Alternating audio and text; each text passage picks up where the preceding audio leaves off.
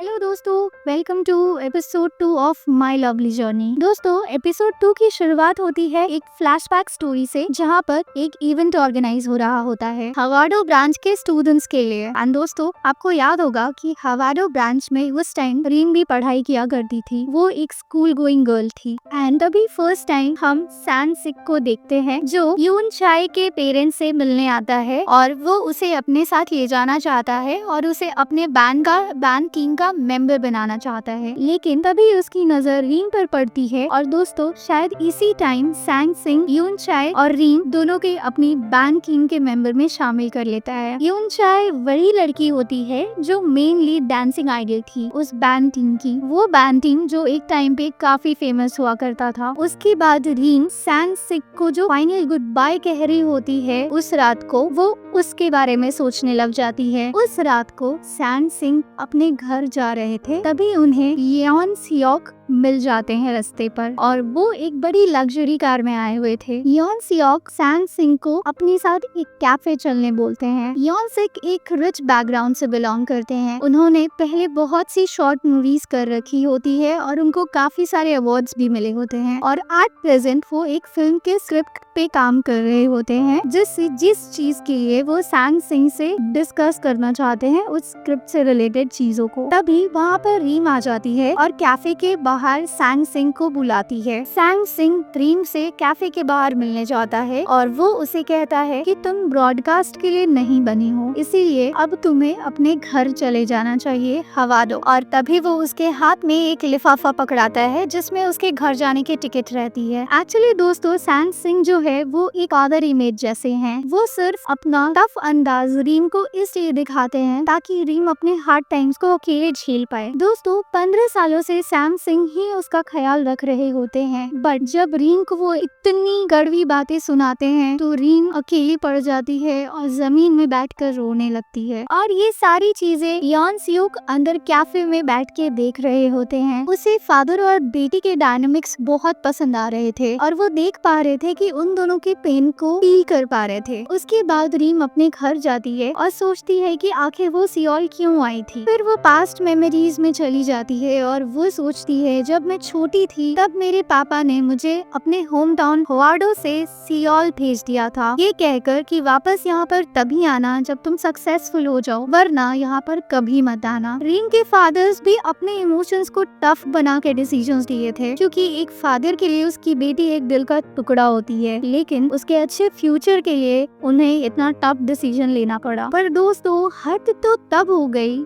जब रीम ने एक दिन अपने पापा को कॉल किया और कहा कि वो सियोल में नहीं रहना चाहती, क्योंकि सियोल में बहुत टैलेंटेड लोग हैं और मैं उन लोगों के साथ कम्पीट नहीं कर पा रही हूँ, तो आप मुझे यहाँ से ले जाइए प्लीज, मैं यहाँ और नहीं रह सकती। ये सुनने के बाद भी रीम के पापा उसे लेने नहीं आए। इनफैक्ट उसे और मेहनत करने के लिए कहते रहे और उन्होंने ये भी कहा, अगर तुम किसी चीज में बेहतर नहीं हो तो उसे तब तक करती रहो जब तक बेहतर ना हो जाओ और भूल कर भी हवाडो आने का सोचना मत। दोस्तों, मुझे ये सीन बहुत खराब लगा, क्योंकि एक छोटे बच्चे के ऊपर इतनी रिस्पॉन्सिबिलिटी डालना इज नॉट गुड। ठीक है, आप उसे नरिश करो, उसे टफ बनाओ, but at the same time आप उसके इमोशंस को तो समझने की कोशिश करो। बेचारी रीम ये सोच के बहुत रोती है, पर उसके पास कोई रास्ता नहीं होता rather than just to stick to Seoul. ये थी रीम की बचपन की कहानी। उसके बाद सीन शिफ्ट होती है, जहाँ पर हम रीम को रेलवे स्टेशन में बैठा देखते हैं, वो एनवेलप के साथ जो सैंग सिक ने उसे दिया था। उस एनवेलप में कुछ पैसे थे और उसके होम टाउन जाने की टिकट थी। फिर वो सोचती है कि वापस सियोल जाना बकवास है और हवाडो जाना बहुत पेनफुल। तभी रीम के पास एक स्ट्रेंजर लेडी आके बैठती है, जिसे देखकर रीम मास्क पहन लेती है।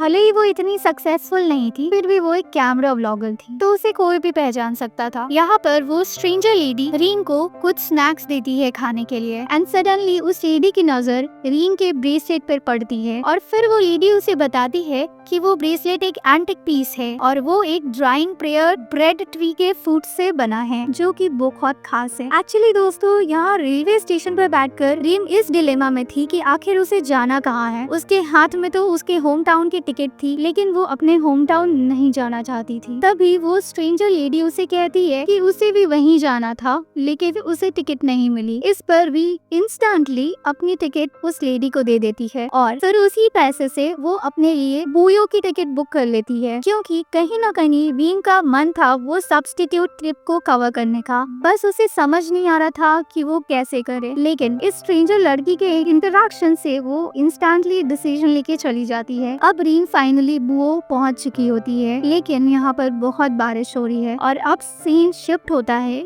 जहाँ सैनसिक के घर में, जहाँ उसे पता चलता है कि रीम अपने घर पहुंची ही नहीं। सैनसिक रीम को फोन मिलाते हैं, उसका फोन भी स्विच ऑफ आ रहा होता है और ये खबर सुनकर सैनसिक थोड़े से घबरा जाते हैं, क्योंकि वो रीम को अपनी बेटी के जैसा मानते थे, उसकी बहुत केयर करते थे और वो ये जानते थे कि वो कितनी फ्रेजाइल है, इसलिए उनको टेंशन हो गई थी। इधर रीम किसी तरह एक दुकान के अंदर पहुंचती है और अपना फोन चार्ज लगाने दे देती है, लेकिन वो दुकान का जो ओनर था थोड़ा छपरी टाइप लग रहा था। एक्चुअली वो भी एक फिल्म मेकिंग कंपनी का स्टूडेंट था, इसलिए वो रीम को फर्स्ट साइट में ही पहचान जाता है और वो रीम की छुप छुप के फोटो ले रहा होता है और अपने इंस्टाग्राम पे अपलोड कर देता है ताकि रीम का मजाक बन सके। और कोइंसिडेंटली वो छपरी की इंस्टाग्राम में योन सियोक भी ऐड थे, तो वो तुरंत जान जाते हैं कि रीम कहाँ पर है और उसके साथ ये क्या हो रहा है। पर जब रीम को पता चलता है कि वो छपरी उसे जानता है, तो रीम घबरा कर वहाँ से भाग जाती है अपने फोन को लिए बिना ही। इसलिए योन सियोक एक डिटेक्टिव बनकर उस छपरी बाबू को कॉल करते हैं और कहते हैं उस फोन में लोकेशन ट्रैक किया जा सकता है और तुम्हें क्रिमिनल चार्जेस लग सकते हैं, इसलिए मोबाइल को जहाँ है वहीं रहने देना तब तक जब तक उसका ओनर आके क्लेम ना कर दे। अब रीम भागते हुए एक रेस्टोरेंट पहुँचती है, वहाँ पर उसे बहुत सारे वैरायटी के खाने मिल जाते हैं और वो जो रेस्टोरेंट की ओनर रहती है उनके यहाँ फैमिली डिनर चल रहा होता है, इसलिए वो रीम को बोलती है तुम खा सकती हो, पैसे नहीं लगेंगे। एंड दोस्तों कोरियन खाना में सर्व होते हैं dishes like tree of heaven root, mulberry leaf, serilla leaf salad,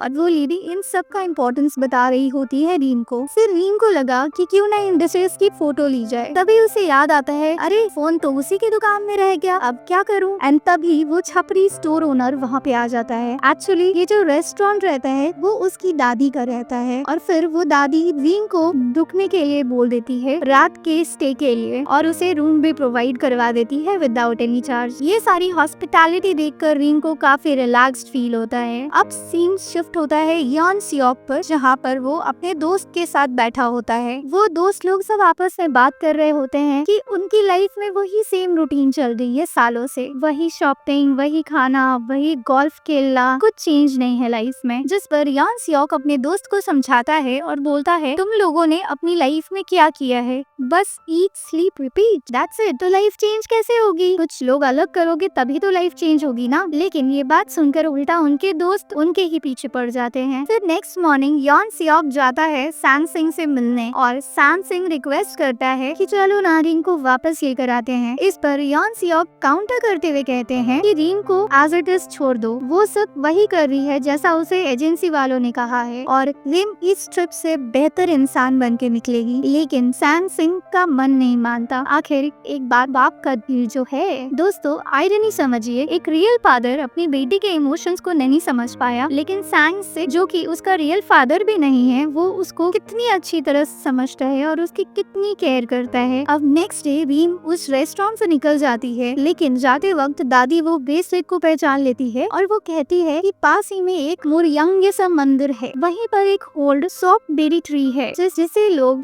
the prayer bread tree कहते हैं और उसी के फ्रूट से ये ब्रेसलेट बना है और वो ब्रेसलेट एंटिक पीस है। इसलिए वो निकल जाती है उस मुरगंग टेम्पल की ओर और वो ट्री की ओर, ताकि वो ये सब कुछ रिकॉर्ड करके केट को भेज सके एज पर द डील। वो वीडियो में बताती है कि पहले लोग यहाँ पर आकर इस ट्री के पास प्रेयर करते थे, अपने सीक्रेट शेयर करते थे एंड अपनी विशेस मांगते थे, इसलिए इस पेड़ को प्रेयर बिट ट्री कहा जाता है। एंड इतना कुछ एक्सप्लोर करने के बाद अब रीम को कुछ चेंजेस फील हो रहे थे। वो अब एक डिफरेंट पर्सन बन चुकी थी। जहाँ वो खुद को हमेशा एक लूजर समझती थी, अब थोड़ा उसकी लाइफ में काइंडनेस आ चुका था। भले ही वो स्टेज की सेंटर स्टार परफॉर्मर ना रह पाई हो, बट उसका दिल ग्रैटिट्यूड और काइंडनेस से भर चुका था। दोस्तों यहाँ पे एक मैसेज भी है, अगर आप कभी भी ज्यादा हार्ट ब्रोकन या डिप्रेस्ड फील करते हो तो आप नेचर ब्यूटी में जाएं, मतलब माउंटेन्स, ग्रीनरी, बीचेस वाले स्पॉट पे आपको थोड़ा सा अपलिफ्टमेंट फील होगा। ओके,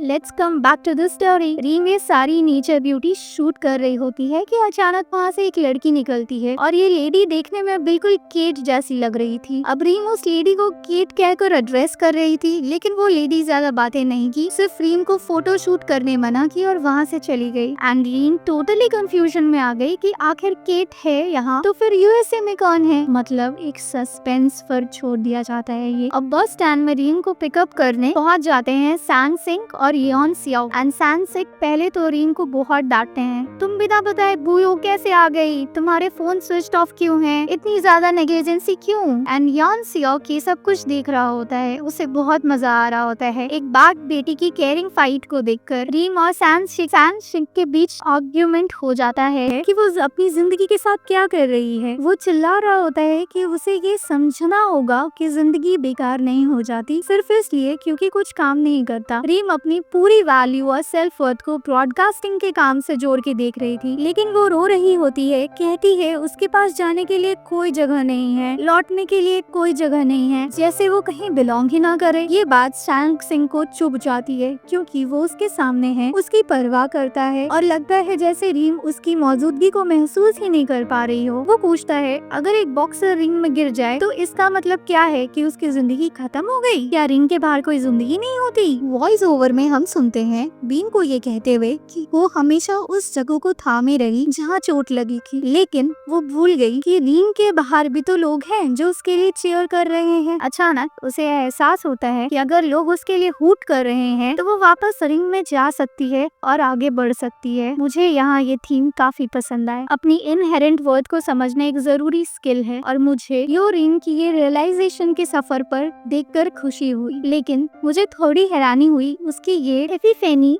उतनी जल्दी कैसे पाई। अगर ये सेल्फ ट्रांसफॉर्मेशन की जर्नी नहीं है तो फिर बाकी ड्रामा में क्या होने वाला है। मिलते हैं अगले एपिसोड में। Thank you.